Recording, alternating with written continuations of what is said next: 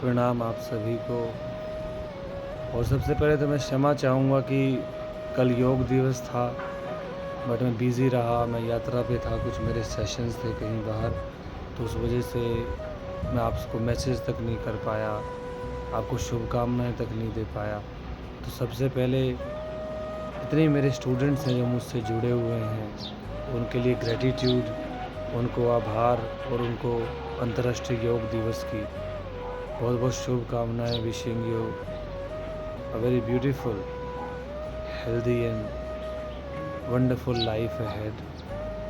और हमेशा ध्यान रखते रहना है अपना।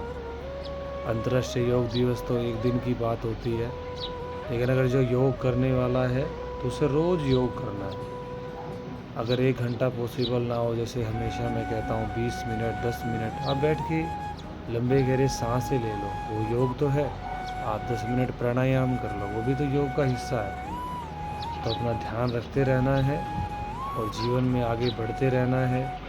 और इस योग दिवस की जो थीम है वो है योगा फॉर हेल्दी एजिंग।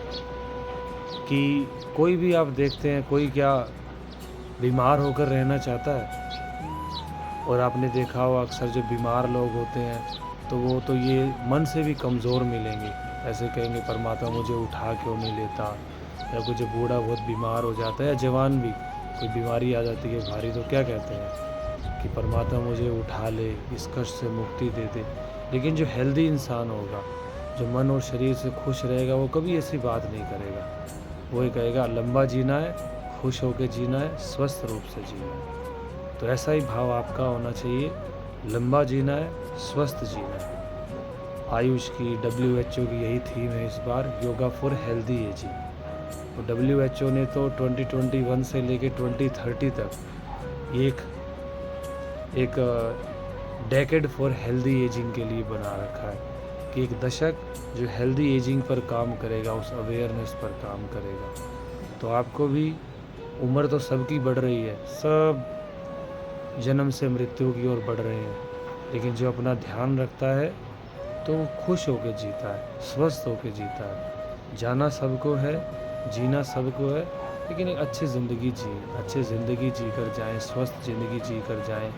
निरोगी इंसान ही दूसरों की मदद कर सकता है, निरोगी इंसान ही परमात्मा का नाम ले सकता है। जिसकी कमर में दर्द आने लगता है, मैं कुछ बुज़ुर्गों से मिलता हूँ तो वो मेडिटेशन में ही नहीं बैठ पाते, कमर को सीधा ही नहीं रख पाते। तो आगे बढ़ते रहना है, मेरी तरफ से फिर से शुभकामनाएँ। और अगर योग आपका छूट भी गया किसी वजह से, लाइफ है, सिचुएशन बदलती रहती है, सर्कमस्टेंसेस बदलते रहते हैं, दोबारा से आओ, फिर से अपना मोरल बनाओ, फिर से खुद को थोड़ा पुश करो। किसी विद्वान ने कहा है कि ये मायने नहीं रखता कि आप कितनी बार गिरते हैं, मायने ये रखता है कि आप कितनी बार गिर कर उठते हैं। तो दोबारा से आइए और योग पर अपना ध्यान दो, अपने स्वास्थ्य पर ध्यान दो।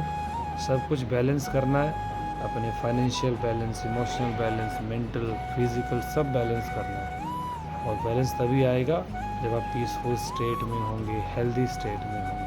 तो मेरी तरफ से फिर से शुभकामनाएँ। आगे बढ़ते रहो, खुश रहिए, मुस्कुराते रहिए और जीवन में हमेशा उस परम शक्ति के गुण गाते रहिए। धन्यवाद।